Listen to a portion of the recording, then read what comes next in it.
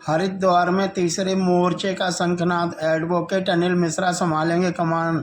सनातन धर्म की रक्षा, सामाजिक न्याय की शुचिता और राष्ट्र धर्म की स्थापना के पावन उद्देश्य के साथ विभिन्न संगठनों ने एक निर्णायक ओंकार भरी है। इस वैचारिक महाकुंभ में ग्वालियर के प्रवर वक्ता और विधि विशेषज्ञ एडवोकेट अनिल मिश्रा को सर्वसम्मति से तीसरे मोर्चे का महानायक चुना गया। हरिद्वार में संपन्न हुई इस महत्वपूर्ण बैठक में चर्चा का केवल राजनीति नहीं बल्कि धर्मो रक्षति रक्षिता का सिद्धांत रहा। बैठक में उपस्थित वक्ताओं ने कहा कि वर्तमान समय में सनातनी मूल्यों की अनदेखी और जातिगत भेदभाव वाले कानूनों के कारण समाज में जो असंतुलन पैदा हुआ उसे केवल धर्म की मर्यादा से ही ठीक किया जा सकता है। मैं चाहूँगा कि साथी थोड़ा आपस में वार्ता न करें और इसको थोड़ा सुन लें कि हम लोग उत्तर प्रदेश में या अपने मंडल और जनपद में अनिवार्य रूप से जितनी विधानसभाएं हैं उनका हम ध्यान बढ़ाएं कि हमारे जनपद की विधानसभाएं हैं और हम जून महीने पद यात्राओं का आयोजन करें अपने बैनर के साथ में, मोर्चे के नाम के साथ में। और जो साथी दूसरे राज्य के हैं या चुनाव नहीं लड़ेंगे, मोर्चे के किसी पद पर काम कर रहे हैं और जो वहाँ के प्रत्याशी होंगे उनके कार्यकर्ता होंगे, ऐसे कुछ सभाएं हों तहसीलों में, बाजारों में और उनकी यात्राएं हों।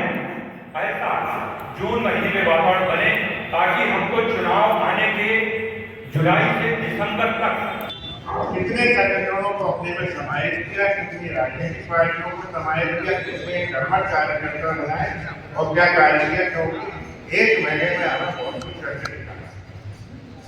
15 दिन इस बात के और 15 दिन अगले इस बात के कि अब आप पूरे देश के लिए टिकट की तैयारी करें। तो जो समन्वय समिति बनाने जा रहे हैं आप, कोऑर्डिनेशन कमेटी, वही मोर्चे का नाम तय करेगी या वही टिकट का नाम तय करेगी और पाने की समन्वय समिति जो बनेगी वही इस भारत का भविष्य है।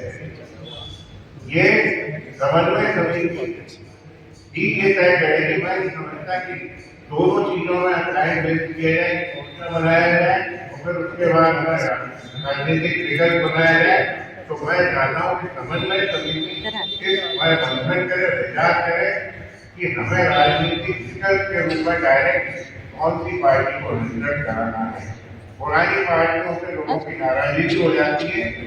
हम तो चाहते थे विकास करते, लेकिन अगर सबकी उसमें राष्ट्रीय संयोजक के तौर पर आदरणीय सी.वी. पांडे गवर्नर एडवाइजर रहे, पूर्व जिला जज हैं और अधिकांश लोग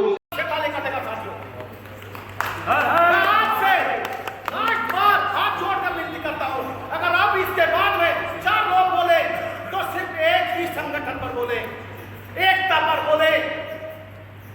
आप यहाँ निर्णय करने आए हैं, ना करनी सेना बड़ी है, ना हमारा कोई समाज बड़ा, सिर्फ सर्व समाज बड़ा है, सवन समाज बड़ा। साथियों, आप एक ही संगठन बनाने की तय करें।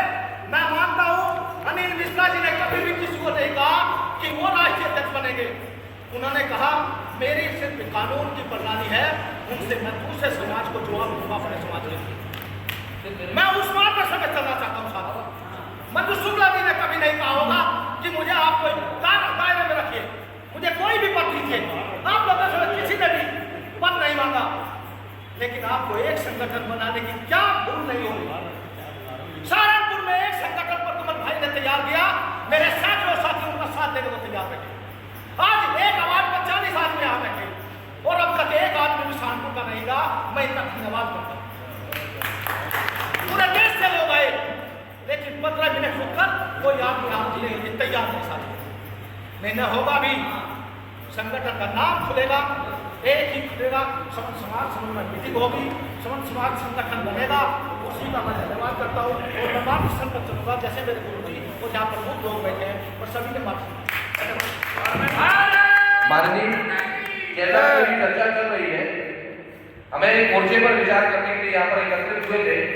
तो मैं बड़ी शिद्दत के साथ बुलाना चाहूँगा जुगल किशोर तिवारी। स्वामी अविमुक्तेश्वरानंद सरस्वती के निवास पर बैठक हुई। अंकित वाजपेयी के साथ राजेश चतुर्वेदी। जय हिंद, जय भारत।